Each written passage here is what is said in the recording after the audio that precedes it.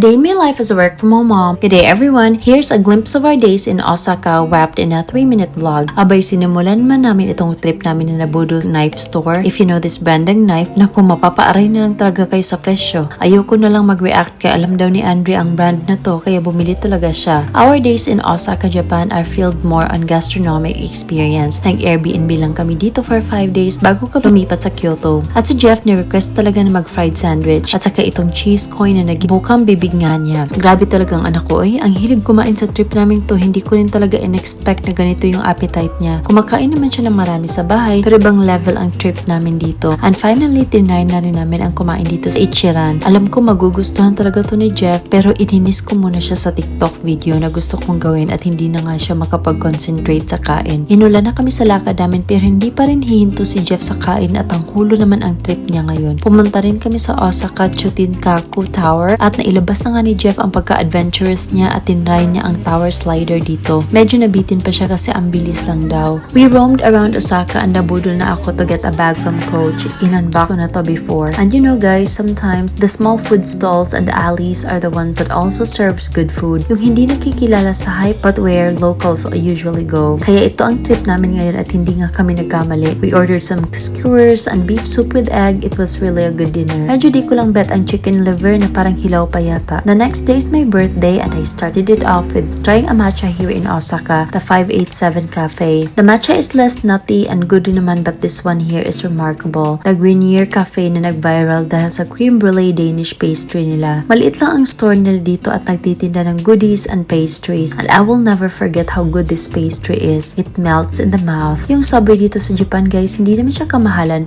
Nasa around 70 to 100 pesos lang per ride mo if nasa malapit lang. But dahil tatlo kami, it then adds up. Mapapasana all ka na lang talaga sa transport system dito sa Japan, oy. We just spent our days outside roaming around. Ganito ko lang sinelebrate yung birthday ko na kami lang ng anak ko, walang lavish na party for now, but just memorable moments together. We made a reservation to have dinner dito sa Yakiniko Rikimaru Nanba Dotonbori. Mamimili ka lang ng iba't ibang klase ng meat na unlimited at pati na Wagyu at si Jeff full price na talaga, oy. Gusto ko rin talaga matikman niya ang Wagyu beef na unlimited kasi ang hilig din ito sa beef. At dumating rin ang oras na naumay na siya kakakain so nag-request ulit ng dessert. Sabi niya sa akin, food trip talaga ang pinunta niya sa Japan. Wala na siyang paki kung saan kami pumupunta basta makapag food trip siya ay masaya na siya. Hindi rin naman nagre-reklamo if masakit ba ang paa niya. Go lang rin siya ng go sa kakalakad namin. We spent the night nearby sa bar and had a really great evening. The next day pumunta na kami sa Kyoto and ayaw ni Andre na magbitbit ako ng mga gamit namin so silang dalawa lang ni Jeff ang nagdala ng luggage. Pero ako talaga ang may mas maraming gamit dyan. After checking in sa hotel ay nag-lunch na kami ni Jeff and si Jeff, naku hindi pa nga siya nasatisfy sa pagkain niya at gusto rin niya matry yung in-order namin. Pumunta rin kami sa Nishiki Market dito kasi kapag nag-travel ako, interesado rin akong pumunta sa mga local market sa pinupuntahan kong lugar. Maa-amaze ka na lang sa mga local products nila dito. We also bought a customized chopsticks na pina-engrave namin ang mga pangalan namin as another souvenir for our Japan trip and roamed around to see what they can offer. Grabbed some matcha pero minamadali na naming maubos kasi dito sa Japan guys, it's rude na kumakain ka or umiinom ka habang naglalakad. You gotta stop and eat or drink. Grabe, ang sarap rin ng oysters dito kaya napa-order talaga ako. We then went to Gyukatsu Kyoto Katsugyu na isa sa paborito kong restaurant at na sinabi ko talaga pag bumalik ako ng Japan, kakain ulit ako dito. And this time, sinama ko na si Jeff at Andre. Hindi ko na lang talaga na-mention kung ilan ang na-order namin Gyukatsu kasi sarap na sarap talaga kami dito. The meat is tender tapos i-grill mo lang sa unique nilang griller and iba-ibang klase ang sauce nila. It melts in the mouth. Sana may branch sila dito sa Cebu, oy. And that ended our gastronomic experience. So thank you so much for watching. Bye!